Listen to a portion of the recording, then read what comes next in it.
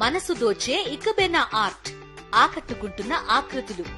పూర్తి వివరాలకు చదవండి రేపటి సాక్షి హైదరాబాద్ ఎడిషన్. దేశ రాజధాని ఢిల్లీని కమ్మేసిన పొగమంచు, తీవ్రమైన కేటగిరీలో కొనసాగుతున్న గాలి నాణ్యత ఇవాళ 482గా నమోదు. సిబిఐకి చిక్కిన వాల్తేరు డివిజన్ డిఆర్ఎం. కాంట్రాక్టర్ నుంచి లంచం డిమాండ్, 25 లక్షల లంచం తీసుకుంటూ పట్టుబడ్డ సౌరభ్ కుమార్. ఇవాళ రేపు తెలంగాణలో గ్రూప్ 3 పరీక్షలు. ఉదయం పేపర్ 1, మధ్యాహ్నం పేపర్ 2 పరీక్షలు. పరీక్షా కేంద్రాల వద్ద 144 సెక్షన్ అమలు.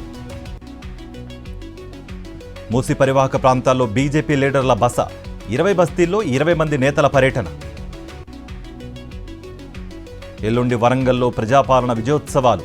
ఆర్ట్స్ అండ్ సైన్స్ కళాశాలలో బహిరంగ సభకు ఏర్పాట్లు. రెండో రోజు మహారాష్ట్రలో సీఎం రేవంత్ రెడ్డి ఎన్నికల ప్రచారం. ఇవాళ నాందేడ్, నయాగావ్, బోకర్, షోలాపూర్లో రేవంత్ ప్రచారం. తిరుమలలో నేడు కార్తీక వనభోజనం. ఉదయం 11 గంటలకు గజవాహనంపై మలయప్ప స్వామి ఊరేగింపు.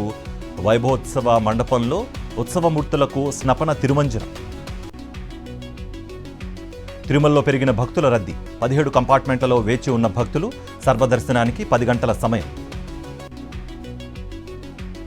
అనంతపురం జిల్లా ఉరవకొండను కమ్మేసిన పొగమంచు, తీవ్ర ఇబ్బందులు పడ్డ వాహనదారులు, మార్నింగ్ వాకర్స్. వరంగల్ జిల్లాలో అక్రమ ఇసుక రవాణాపై అధికారులు నజర్. ఆకేరు వాగు నుంచి తరలిస్తున్న 8 ఇసుక ట్రాక్టర్లు సీజ్. సమస్యల పరిష్కారమే లక్ష్యంగా 108 ఉద్యోగుల సమ్మె.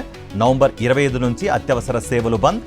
అన్ని జిల్లాల అధికారులకు సమ్మె నోటీసులు ఇచ్చిన ఎంప్లాయీస్. కామారెడ్డి జిల్లా ఆసుపత్రిలో ఉద్రిక్తత. వైద్యుల నిర్లక్ష్యంతో కడుపులోని పసికందు మృతి. వైద్యులపై చర్యలు తీసుకోవాలని బాధితులు ఆసుపత్రి ముందు ఆందోళన. ఫుడ్ క్వాలిటీ ఇండెక్స్లో హైదరాబాద్ లాస్ట్.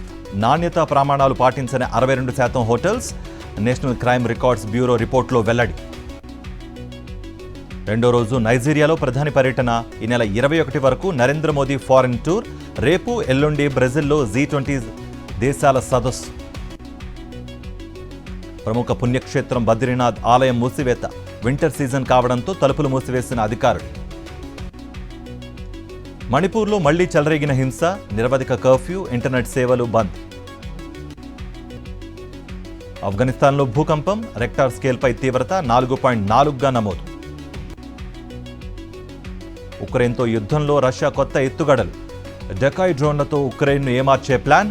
రాడార్లకు చిక్కకుండా టార్గెట్ను చేరేలా వ్యూహం. ఆసియా ఛాంపియన్స్ ట్రోఫీ టోర్నమెంట్లో భారత్ జైత్రయాత్ర. చైనాను 3-0తో మట్టి కరిపించి సెమీఫైనల్కు చేరిన భారత్.